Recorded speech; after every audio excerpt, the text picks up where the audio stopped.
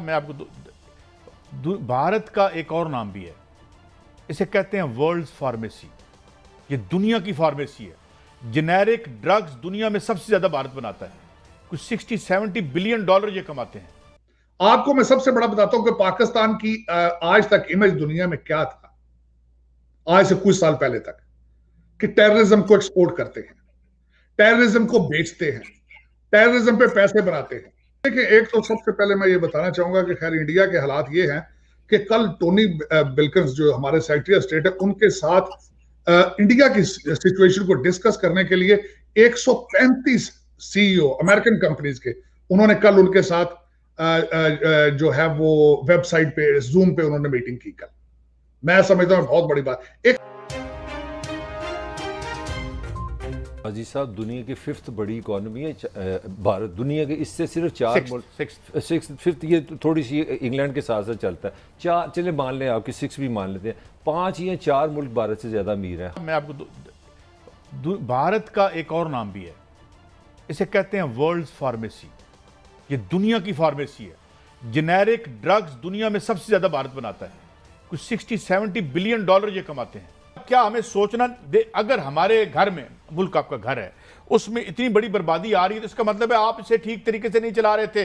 ये हेल्थ का सिस्टम आपने जिनके हाथों में दिया हुआ है, इसका मतलब है कि वो तो आदमखोर हैं, ये साबित मार रहे हैं। अगर ये साबित हो गया तरीके से चलाते तो आज मुल्क से ना भागते, इस मुल्क का मुकाबला करते। आपके जहाजों पे बैठ के भाग रहे हैं, प्रॉपर्टियां बाहर है, इनका पाकिस्तान से क्या तलक? हमने मरना इधर है, हमारी कब्रें इधर आनी है, इनकी नहीं बननी। वो तस्वीर अगर मैंने फेंकी थी, अगर याद हो आपको, 22 मईतें एक एम्बुलेंस में, मलिक साहब। अच्छा, वो जो आपने ऑक्सीजन की बात की, मैं थोड़ी सी नेगेटिविटी नहीं फैला रहा। आज उन पे एक स्टडी आई है पाकिस्तान में, जो स्टील मिल की आप बात करें, 15 से ज्यादा उन्होंने इतनी खामियां निकाल दी। उन्होंने कहा ये नामुमकिन नहीं है, मगर बड़ा मुश्किल है ऑक्सीजन की तरफ वापस। हमने सिस्टम को तबाह बर्बाद किया, निजाम सारा हमने खराब कर दिया। एक चलता हुआ प्लांट आपने बंद किया। उसके बाद लक्ष्मी मित्तल कहते थे मैनू दो, ये तो सोने की चिड़िया है। लक्ष्मी मित्तल को ये खरीदने लगे, बेचने लगे थे, स्क्रैप करके लोहा करके बेचने लगे थे।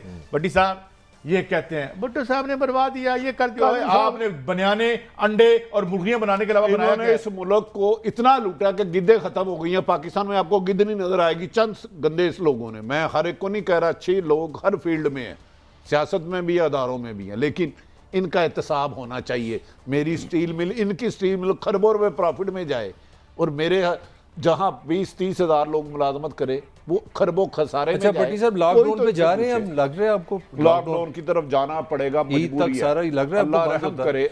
आपको मैं सबसे बड़ा बताता हूं कि पाकिस्तान की आज तक इमेज दुनिया में क्या था, आज से कुछ साल पहले तक, कि टेररिज्म को एक्सपोर्ट करते हैं, टेररिज्म को बेचते हैं, टेररिज्म पे पैसे बनाते हैं, डबल गेम खेलते हैं। तो ये एक इमेज था। तो वो अभी इमेज सॉफ्ट होने के आसपास ही था कि आपने इस तरह का एक दोबारा एक कोविड, जो कि एक इतनी बड़ी एक ट्रेजेडी दुनिया सफर कर रही है, आपने फिर अपना वही चेहरा दिखा दिया है कि सड़कों के ऊपर लोग निकल रहे हैं और अपने इमलाक को जला रहे हैं। दूसरा, वजीर आजम साहब, मुझे समझ नहीं आई कि वजीर आजम साहब, खान साहब आके टीवी पे कौम को डरा रहे हैं कि हमने फ्रांस का एम्बेसडर वापस भेज दिया तो यूरोपियन यूनियन बंद कर देगी। मुझे यह बताएं, आपकी क्या चीज एक्सपोर्ट हो रही है? पहले आपका स्वाय एड का पैसा आता है और वापस दुबई और लंदन और न्यूयॉर्क चला जाता है। आपकी स्टैब्लिशमेंट और आपके पेशावर सियासतदान उसको खा जाते हैं। वो असली जगह पर तो जाती कोई चीज नहीं। आप मुझे यह बताएं, स्वाय सियालकोट से चंद कटलरी सेट, सर्जिकल चीजें और लेदर की जैकेटों के अलावा आपके पास क्या चीज आप एक्सपोर्ट कर रहे हैं, या क्या सलाहियतें रखते हैं आप? तो खामखा कौम को डरा रहे हैं कि हमने फ्रेंच एम्बेसडर को ये किया तो ये हो जाएगा, वो हो जाएगा। और सीरियस स्टेप्स अब देखे, मैं छोटी सी, जिस तरह मैं बताता हूं, एक स्टेप आगे जाते हैं, 2 स्टेप पीछे। इंडिया के साथ चाइना कपास की पहले ट्रेड का सिग्नल दिया, फिर एक स्टेप पीछे। उनके साथ नेगोशिएट आप कर रहे हैं चीजें मिडिल ईस्ट में, लेकिन कौम को एतमाद में नहीं ले रहे हैं। मेरा मकसद है कि इसको चाहिए कि आप सीरियस स्टेप्स लें, माजी की गलतियों को देख कर आगे चलें। आपने माजी में बहुत गलतियां की, 73 साल में इस मुल्क में बहुत बड़े बड़े ब्लंडर किए गए हैं, लेकिन यह कि उन पे फायदा उससे नहीं उठाया जा रहा अभी तक भी।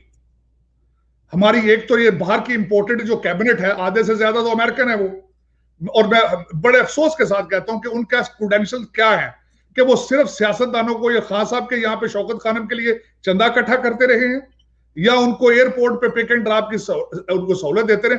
किसी के कोई क्रेडेंशियल्स नहीं है, कोई एक्सपीरियंस नहीं है, कोई पोर्टफोलियो नहीं है, कोई उनकी तालीम नहीं है, कोई कुछ भी नहीं। अफसोस के साथ मैं कहता हूं ये कितना अरसा चलाएंगे आप, कितना अरसा मजीद आप कौम को, अवाम को कितना अरसा धोखा देंगे? चाहे वो पीएस पार्टी दे, चाहे नून ग्रुप दे, चाहे पीटीआई दे, चाहे एस्टेब्लिशमेंट दे। एस्टेब्लिशमेंट भी तो पाकिस्तानी है, अदलिया भी तो आपकी पाकिस्तानी है, वो कौन से बाहर से आए? लेकिन एक चीज उनमें, सब में एक चीज कॉमन है कि उनमें नेशनलिज्म नहीं है। बिल्कुल दरअसल असल में बात यह है, एक तो अमेरिका की, मैं समझता हूं पाकिस्तान की खुशकिस्मती है कि डोनाल्ड ट्रंप साहब इलेक्शन हार चुके हैं। अगर डोनाल्ड ट्रंप साहब पावर में होते, सिचुएशन थोड़ी कदर डिफरेंट होनी थी। अब पाकिस्तान के ऊपर ना अभी प्रेशर है अमेरिका की तरफ से डू मोर का, ना कुछ अरसा अगले 4 साल 3 साल आएगा। उसकी वजह है कि America is facing its own crisis, internal issues. वो उस तरफ तवज्जो नहीं है उनकी। तो ये पाकिस्तान के लिए बड़ी खुशकिस्मती मैं समझता हूँ। पाकिस्तान के पास इनको टाइम मिल गया अपना इंफ्रास्ट्रक्चर ठीक करें। चाइनीज भी ये चाहते हैं कि पाकिस्तान बैंकरप्ट होने की बजाय माशी तौर पे बेहतर हो। देखिए, एक तो सबसे पहले मैं ये बताना चाहूंगा कि खैर इंडिया के हालात ये हैं कि कल टोनी बिल्किंस जो हमारे सेक्रेटरी ऑफ स्टेट है, उनके साथ इंडिया की सिचुएशन को डिस्कस करने के लिए 135 सीईओ अमेरिकन कंपनीज के, उन्होंने कल उनके साथ जो है वो वेबसाइट पे, जूम पे उन्होंने मीटिंग की कल। मैं समझता हूँ बहुत बड़ी बात। 135 स्ट्रॉन्गेस्ट और अमेरिकन ऑर्गेनाइजेशंस के सीईओ ने, और यहां से वो सारा कुछ कर रहे हैं। और खैर उसमें करना भी होगा भी, क्योंकि उसमें 135 तो नहीं लेकिन काफी नंबर जो स्ट्रॉन्ग ऑर्गेनाइजेशंस, गूगल, माइक्रोसॉफ्ट, उनके सीईओ सारे इंडियन है। हमारी वाइस प्रेसिडेंट इंडियन है, उनका इंडियंस के तो खैर हमारा कंपैरिजन नहीं है।